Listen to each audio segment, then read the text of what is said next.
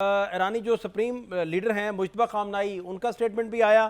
وہ کہتے ہیں کہ ایران کی جو بحریہ ہے وہ دشمنوں کو نئی اور تلخ شکست دینے کے لیے تیار ہے.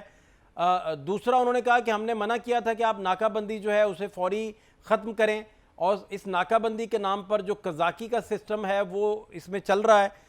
نئی ڈیولپمنٹ ہے یہ ساری. دوسری طرف امریکی میڈیا یہ دعویٰ کر رہا ہے کہ منڈے کو ہوپ فلی مذاکرات کا دوسرا دور جو ہے وہ اسلام آباد میں ہو سکتا ہے. آپ کس طرح دیکھ رہے ہیں یہ ڈیولپنگ سچویشن کو قصوری صاحب؟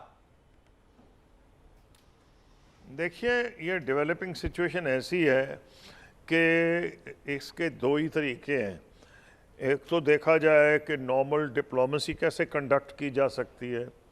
نارمل ڈپلومیسی، میں نے جو تجربہ ہندوستان، اتنی ہماری ان سے جنگیں ہوئی تھیں، میرا تو ایک طریقہ تھا کہ اگر میں ایک چیز کہہ دوں as foreign minister of Pakistan, تو انڈیا بلیو کرتا تھا جو میں کہہ رہا ہوں، I stand for Pakistan, I was speaking for Pakistan.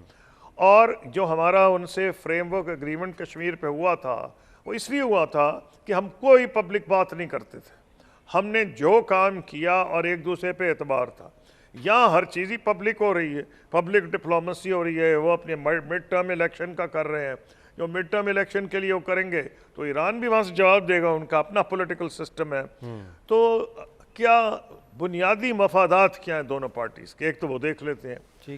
پہلی تو یہ بڑا غلط طریقہ ہے ڈپلومیسی کا جو پریزیڈنٹ ٹرمپ نے اپنایا ہوا ہے، لیکن وہ ہیں امریکہ دنیا کی سپر پاور ہے اور وہ اس کے بادشاہ ہیں. وہ جنگل کے بادشاہ ہیں، جو چاہے کہتے جائیں، ہر رول کو فلاؤٹ کر رہے ہیں وہ، لیکن وہ کیے جا رہے ہیں. اب سوال یہ آ رہا ہے کہ بنیادی پارٹیز کے گراؤنڈ ریالٹیز کیا ہیں، ان کے مفادات کیا ہیں، اس سے شاید کوئی انڈیکیشن مل جائے. پہلی بات یہ ہے کہ امریکہ نے جو کچھ آزمانا تھا کر کے دیکھ لیا ہے. خواہش اگر اس کی تھی ریجیم چینج کی، فلاپ ہو گئی. خواہش یہ تھی کہ جب ہم ماریں گے ان کو تو لوگ نعرے مارتے ہوئے امریکہ کے حق میں نکل آئیں گے اور وہ نئی حکومت قائم کر دیں گے جو پرو امریکہ ہوگی. فیل ہو گیا. خیال یہ تھا کہ وہ اینٹ سے اینٹ بجا دیں گے ایران کی، اور وہ کچھ بھی نہیں ہوا. انہوں نے بڑی بہادری سے، متانت سے برداشت کیا، بڑا اپنا نقصان کروایا.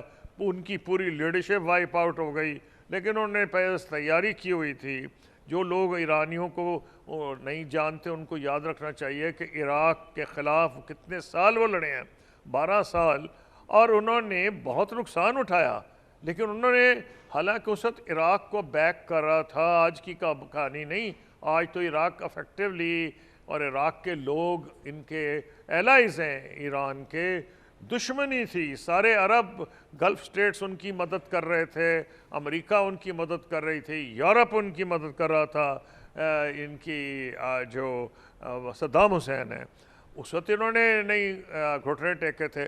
تو یہ انہوں نے بالکل ان کی توقعات جو ہیں ان کو ختم کر دیا، ان کی امیدیں مٹی میں ملا دی. اگر یہ ساری کہانی ٹھیک ہے تو امریکہ کیا اچیو کرے گا مزید بمبارڈمنٹ کر کے، یہ ہمیں سوچنا پڑے گا. تو اگر وہ کوئی اچیو نہیں کر سکتا، اور ایران کو تو نقصان اتنا زیادہ ہو گیا ہے کہ ایران نے یہ ثابت بھی کر دیا ہے کہ جو انہوں نے سٹینڈ بھی لے لیا. ان کی 3000 تو شہید ہو گئے اس ملک میں، پتہ نہیں 25-30 ہزار ان کے بلڈنگز تباہ کر دی گئی ہیں. اچھا، آپ کا سوری صاحب جو سب سے امپورٹنٹ ویلڈ نقطہ آپ نے اٹھایا ہے جو بڑا امپورٹنٹ ہے، جس کی بہت زیادہ اہمیت ہے، آپ بیسیکلی فرما رہے ہیں کہ جو سفارتکاری کا آرٹ ہے اس کا پبلک ہونے سے کوئی تعلق نہیں ہونا چاہیے، کوئی لینا دینا نہیں ہونا چاہیے. اگر آپ ٹویٹس پہ ہی سارا کرتے جائیں گے تو بہت سارا ڈیمیج اٹھانا پڑے گا. نمبر ایک بات. دوسرا، ٹرمپ کہہ رہے ہیں کہ ایران جو ہے نیوکلیر پہ راضی ہو گیا، وہاں سے اب رد عمل آ گیا ایران سے. وہ کہتے ہیں کہ یورینیم ہمارے لیے اتنا ہی مقدس ہے جتنا ایران، تو ہم تو یہ منتقل ہی نہیں کہیں کریں گے، اور اس پہ ڈیڈ لاک اسی طرح برقرار ہے. جو بات آپ بیسیکلی فرما رہے ہیں، آؤٹ کم پھر کیا ہے ان ساری چیزوں کا قصوری صاحب؟ جی ہاں، آؤٹ کم یہ ہے کہ پوسچرنگ ہو رہی ہے سب، کیونکہ لوگوں کو تو یہ اندازہ ہو گیا تھا پریزیڈنٹ ٹرمپ کی اپنی بات سے. انہوں نے اسلام آباد کا ذکر کیا، اور انہوں نے فیلڈ مارشل کا ذکر کیا، پرائم منسٹر شہباز شریف کا ذکر کیا. یہ تو ٹرمپ صاحب ہی کیے جا رہے ہیں نا، اور ٹرمپ کر رہے ہیں اگر یہ، تو اس سے لوگ یہی اندازہ لگائیں گے نا کہ وہ یہاں آنے کو تیار ہیں. تو ان ادر ورڈز وہ یا ایک طرف تو سٹاک مارکیٹ کو وہ پلے کر رہے ہیں امریکہ میں، ان وہی دیکھ رہے ہیں کہ اگر میرے یہی سخت بیان دیتا گیا تو سٹاک مارکیٹ تباہ ہو جائے گی. ان کے بہت سے دوست سٹاک مارکیٹ میں انوالوڈ ہیں, امریکن اکانومی سٹاک مارکیٹ پہ چلتی ہے. پھر ان کو یہ لگ رہا ہے کہ دنیا میں جو تیل کی قیمتیں کو چھوڑو, تیل اکیلا نہیں, گیس, فرٹیلائزرز, وہ سارا میرے کھاتے پڑ رہا ہے. اور بڑھ کے سب سے یہ کہ جو امریکن اپنا ہے اس کو اگر یہ نہ بھی فارن پالیسی کی پرواہ ہو, عموماً یہ کہا جاتا ہے کہ امریکن پبلک کو کوئی انٹرسٹ نہیں ہے فارن پالیسی میں, ان کو تو زیادہ انٹرسٹ ہوتا ہے کہ ان کا جو لوکل فٹ بال کلب ہے اس کے ریزلٹس کیا آئے ہیں. تو وہ انہوں نے, لیکن ان کی میز کے جو بریک فاسٹ ٹیبل ہے ہر چیز مہنگی ہو گئی ہے, ان کا پیٹرولیم مہنگا ہو گیا. جن سٹیٹس نے ان کو ووٹ دیا تھا ان کی ڈرائیو ان کو زیادہ کرنا پڑتا ہے ٹو ورک, ان کی 20% نہیں بڑھے, 40% بڑھ گئی ہیں ان کی. تو یہ جو چیزیں ان کو تنگ کر رہی ہیں, اس کی وجہ سے وہ یہ بیان دیتے ہیں کہ جی میں پہنچوں گا اسلام آباد میں میٹنگ ہوگی, کیونکہ سٹاک مارکیٹ کو بھی امپیکٹ کر دیتے ہیں. تو یہ میں سمجھتا ہوں کہ اس سے ایک چیز ظاہر ہو گئی, ان کو یہ اندازہ ہو گیا کہ جتنا یہ لمبا چلے گا اتنا ان کی, اب تو لوگ یہ بھی پریڈکٹ کر رہے ہیں کہ ہاؤس کے علاوہ تو ریپبلکنز کا بھی اس کا بھی سینٹ کا بھی کنٹرول لوز کر سکتے ہیں.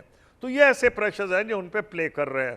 لیکن جو میرے خیال میں کم سے کم میں نے جو کچھ سیکھا تھا, اور اس سے زیادہ کوئی مشکل ہو نہیں سکتا تھا, جس پہ ہماری جنگیں ہوئی ہیں کشمیر پہ, ہم نے تو اس کا فریم ورک تیار کر لیا تھا, اور اس کو ایک بندہ نہیں ڈینائی کر سکا. ہر بندے نے میری بک لانچ کی, اٹینڈ کی تھی. مشرف صاحب نے یہاں دلی میں, منموہن سنگھ نے. کیوں؟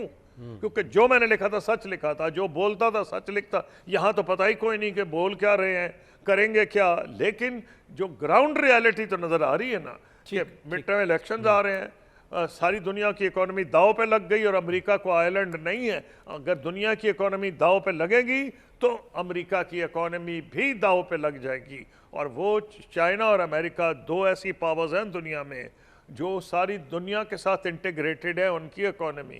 تو اس لیے اس کا ساری دنیا پہ اثر ہوتا ہے, تو لامحالہ چین اور امریکہ پہ بھی اثر ہو جاتا ہے. اس لیے چین اور امریکہ کی تو زیادہ خواہش ہونی چاہیے کہ ان حالات جلدی نارمل ہو جائیں.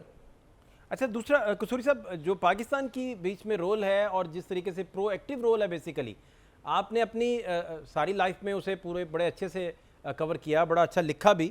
اس پہ کیا آپ مزید گائیڈ کر سکتے ہیں اس رول کو لے کر؟ دنیا بھر میں اس کی پذیرائی بھی ہے, ٹرمپ ہر اپنی تقریر میں یا پریسر جو دیتے ہیں اس میں وہ ذکر بھی کرتے ہیں, چائنا تک, رشیا, سب نے اس کی پذیرائی کی.